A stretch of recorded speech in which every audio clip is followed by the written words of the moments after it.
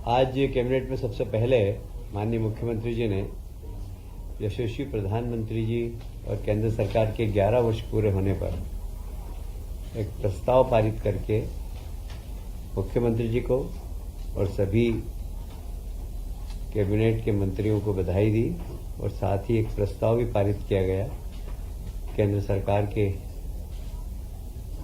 प्रशंसा में कि 11 साल में जो देश में आर्थिक प्रगति हुई है, सामाजिक प्रगति हुई है, सांस्कृतिक प्रगति हुई है और जो 4 हमारे खास प्रमुख बिंदु हैं किसान, महिला, युवा, इन चारों के लिए जो योजनाएं बनी उसका क्रियान्वयन हुआ अंतिम तक, उसके लिए भी प्रधानमंत्री जी को बधाई दी है। माननीय राष्ट्रपति जी 19 जून को मध्य प्रदेश आ रहे हैं। आप सभी जानते हैं कि हमारे माननीय गवर्नर साहब मंगू भाई पटेल जी हमारे जितने भी ट्राइबल क्षेत्र में सिकल सेल की बीमारी है उसको लेकर माननीय मुख्यमंत्री जी और गवर्नर साहब दोनों ने बहुत प्रवास करके कैसे सिकल सेल की बीमारी से आदिवासी भाई हमारे बचें, उनका इलाज कैसे हो, इस दिशा में काफ़ी लंबे समय से काम चल रहा है। विश्व सिकल सेल दिवस पर राष्ट्रपति जी उस दिन अपना मार्गदर्शन देंगे और इस क्षेत्र में काम करने वाले सभी कार्यकर्ता, एनजीओस इनको धन्यवाद भी देंगे।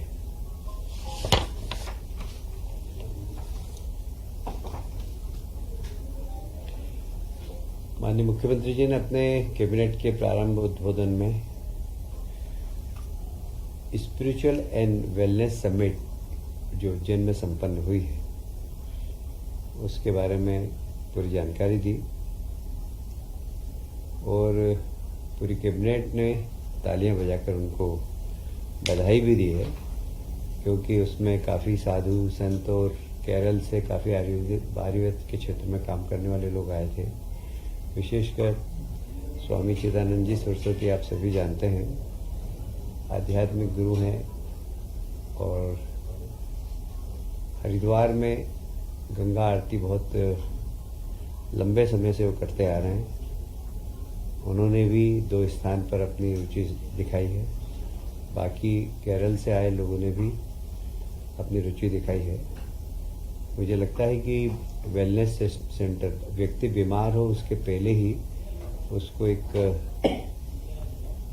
स्वस्थ रखना, ये भी सरकार की जवाबदारी है और इसको हमारे मुख्यमंत्री जी ने अपनी जवाबदारी समझकर प्रदेश में वेलनेस सेंटर हो, लोग आध्यात्मिक रूप से भी मजबूत हो, इसलिए आध्यात्मिक गुरुओं को ही बुलाया। प्राणायाम, योगा, ये सब का वो लाभ ले सकें और अपने जीवन को सार्थक कर सकें। ये मध्य प्रदेश में इस प्रकार की पहली समिट थी और इसमें पहली समिट में भी काफ़ी बड़ी सफलता मिली है। हमें लगता है कि सिंहस्थ के पहले कुछ हमारे वेलनेस सेंटर और आध्यात्मिक रूप से लोगों को ट्रेनिंग देने वाले सेंटर मध्य प्रदेश में खुलेंगे। ये मध्य प्रदेश का पहला प्रयास था और बड़ी अच्छी सफलता मिली है। माननीय मुख्यमंत्री जी ने सभी माननीय मंत्रियों को आगाह किया कि आने वाले वर्षाकाल में अपने अपने क्षेत्र, अपने अपने विभाग में जो भी चेतावनी है, जो चुनौतियां हैं, उसकी तैयारी अभी से करें। जैसे नगर निगम, नगर पालिकाएं पुराने नाले साफ करें, ग्रामीण क्षेत्र के अंदर जो तालाबों के कैचमेंट एरिया उनकी सफाई करें, उनको चैनलाइज करें। ये सब माननीय मुख्यमंत्री जी ने सभी माननीय मंत्री जी को निर्देश दिए हैं कि वर्षा काल में जो भी हमारी विभाग की जवाबदारी है उसका निर्वहन पहले से सब लोग करें। स्थानांतरण की तारीख 17 जून तक बढ़ाई गई है। मैं उसके विरोध में था। और सब मंत्रियों का आग्रह था, तो सभी डिपार्टमेंट। एक्चुअल में क्या हुआ कि शिक्षा विभाग में जो उनका क्या बोलते हैं पोर्टल वो तैयार नहीं हो पाया था, तो शिक्षा विभाग के कारण बाकी विभागों को लिबर्टी मिल गई। इसमें एक बहुत बड़ा निर्णय आज लिया है मुख्यमंत्री मजरा टोला सड़क योजना। ये मध्य प्रदेश के दूरस्थ गांव, विशेषकर हमारे आदिवासी भाइयों के लिए बहुत ही क्रांतिकारी योजना है ये। इसमें छोटे छोटे मजरे टोले, क्योंकि प्रधानमंत्री सड़क योजना से 500 की जनसंख्या वाले गांव तक ही प्रधानमंत्री सड़क बन रही, पर आदिवासी भाई हमारे बहुत छोटी छोटी जगह रहते हैं। 15 मकान हैं, 20 मकान हैं, फली मजरे टोले, यहाँ भी सड़क पहुँचे। तो एक महती योजना आज हमारे प्रहलाद पटेल जी ने कैबिनेट में रखी और माननीय मुख्यमंत्री जी ने उसमें कहा है कि सब अपने अपने क्षेत्र के अंदर इस प्रकार के क्षेत्रों को, इस प्रकार के गांवों को चिन्हित करें। और जैसे मेरे विधानसभा में एक भी नहीं है पर हाँ, नाम यही है इसका मुख्यमंत्री मजरा टोला सड़क योजना। ये जो हमारे दूर गांव रहते हैं ना, जो उन पे पहुंच मार्ग नहीं है, तो इसका सर्वाधिक लाभ अगर किसी को मिलेगा तो हमारे आदिवासी भाइयों को मिलेगा। और ये बहुत बड़ी योजना है। इसमें ऐसा अनुमान है कि लगभग 3,900, क्योंकि हमने 30,900 किलोमीटर सड़कें बनेगी और इसमें 21,630 करोड़ की सैद्धांतिक स्वीकृति आज मिली है। इसके नाम से वही होंगे जो मुख्यमंत्री प्रधानमंत्री सड़क योजना के हैं, वही नाम से होंगे। इसमें टार रोड भी बनेगी और लेवल देखकर अगर आवश्यकता पड़ी तो वहाँ पर सीमेंट की सड़कें भी बनेगी। तो सीसी रोड भी बनेगी और टार रोड भी बनेगी। इस योजना की विशेषता ये है कि इसमें लगभग जो अभी सर्वे हमारे पास है, तो इसमें बसाहटें 20,600 है। और बसाहटों से मतलब ये है कि ऐसी बसाहट जो 600 वर्ग मीटर से क्षेत्रफल, तो जिसमें 20 आवास, अगर 20 आवास का भी गांव होगा और 100 प्लस जनसंख्या, वास्तविक स्थिति इसकी है, और 50 मीटर दूरी से यदि 12मासी सड़क नहीं हो तो वो गांव एलिजिबल होगा। ये बहुत ही महत्वपूर्ण और महती योजना है। इसमें निश्चित रूप से 80% मुझे लगता है कि सिर्फ और सिर्फ ट्राइबल भाइयों को ही इसका लाभ मिलेगा। यह बसाहट स्टेट गवर्नमेंट, बसाहट की जनसंख्या की घटते क्रम पर विधानसभा और क्षेत्रवार में इसमें काम होगा।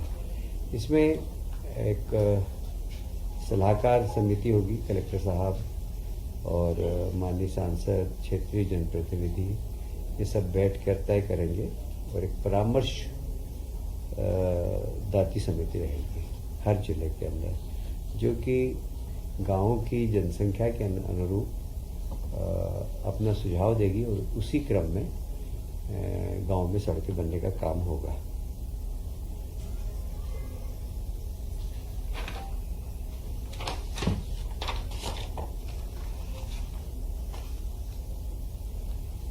आज एक और निर्णय जो हुआ है उसमें केंद्र सरकार को धन्यवाद दिया गया है कि जैसे माननीय प्रधानमंत्री जी हमेशा महिला सशक्तिकरण की बात करते हैं, तो केंद्र से हमें महिला सशक्तिकरण के लिए काफ़ी सहयोग मिलता है। अभी फिर 4 वर्किंग वुमेन हॉस्टल के लिए हमें पैसे प्राप्त हुए हैं और लगभग 40 करोड़ 59 लाख रुपए। इसमें लगभग 350 सीट्स की वुमेन हॉस्टल्स बनेगी। इसका संचालन पीपीपी मोड पर होगा, क्योंकि इसका संचालन सरकार स्वयं नहीं करेगी, वहाँ के इंडस्ट्री एसोसिएशन को दे सकती है या किसी को भी जो इसको चलाना चाहेगा उसको देंगे हम लोग। और यह 4 स्थानों पर बन रही है, झाबुआ, सिंगरौली, देवास और नर्मदापुरम। ये चारों इंडस्ट्रियल एरिया है। अभी यहाँ पर चारों मिली, इसके पहले आपने शायद मालूम होगा आपको, पीतमपुर में हमने एक बड़ी वुमेन हॉस्टल बनाई है। हम जितने भी इंडस्ट्रियल एरिया है वहाँ सब वर्किंग वुमेन हॉस्टल बनाने के लिए संकल्प करते हैं। एक और आज बहुत अच्छा निर्णय हुआ है। तुअर की दाल हमारे यहाँ बहुत कम होती थी, ज़्यादातर हम महाराष्ट्र से मंगवाते थे, तो उस पर मंडी टैक्स लगता था और इसलिए हमारे यहाँ की दाल मिल महाराष्ट्र जा रही थी, क्योंकि महाराष्ट्र में मंडी टैक्स लगता था उनको, फिर मध्य प्रदेश में मंडी टैक्स लगता था, इसलिए हमारे यहाँ की जो तुअर दाल के मिल महाराष्ट्र जा रहे थे। दाल मिल एसोसिएशन ने माननीय मुख्यमंत्री से निवेदन किया था कि हमें डबल मार पड़ती है मंडी टैक्स की, तो आप यदि ये छूट दे देंगे तो यहाँ से मिल ट्रांसफर नहीं होंगे। आज उसमें निर्णय लिया कैबिनेट ने कि जो महाराष्ट्र से भी दाल आएगी उस पर भी हम मंडी टैक्स नहीं लेंगे, जिससे हमारे यहाँ दाल मिल की संख्या बढ़े और दाल का उत्पादन भी बढ़े, दलहन का उत्पादन भी बढ़े। दोनों ही क्षेत्रों में फ़ायदा होगा। दाल मिल लगेगी तो लोगों को रोजगार मिलेगा और दलहन का उत्पादन होगा तो दलहन के भाव बहुत अच्छे मिलते हैं अन्य उत्पादन से। तुअर की दाल सबसे महंगी दाल मानी जाती है, तो हमारे किसान यदि तुअर की दाल बोएंगे तो उनको लाभ भी होगा। तो इसमें मिल भी खुलेंगे, रोजगार भी मिलेगा और हमारे किसान भाइयों को फ़ायदा भी मिलेगा। और फिर जब व्यापार होगा तो जीएसटी का संग्रहण भी राज्य सरकार को होगा। ऐसा नहीं कि राज्य सरकार को संग्रहण नहीं होगा, राज्य सरकार को भी फायदा होगा इसका। तो एक अच्छा निर्णय है ये, राज्य के हित का निर्णय है, किसानों के हित का निर्णय है, व्यापारियों के हित का निर्णय है और रोजगार देने वाला निर्णय है।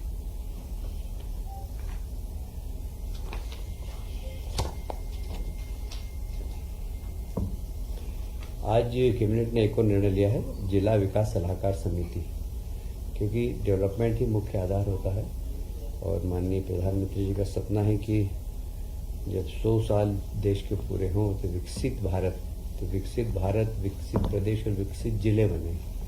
तो विकसित जिले बनाने के लिए जिला विकास सलाहकार समिति के आज कैबिनेट ने निर्णय लिया उसके गठन का हर जिले के अंदर, और उसके अध्यक्ष माननीय मुख्यमंत्री जी स्वयं रहेंगे, उपाध्यक्ष प्रभारी मंत्री रहेंगे।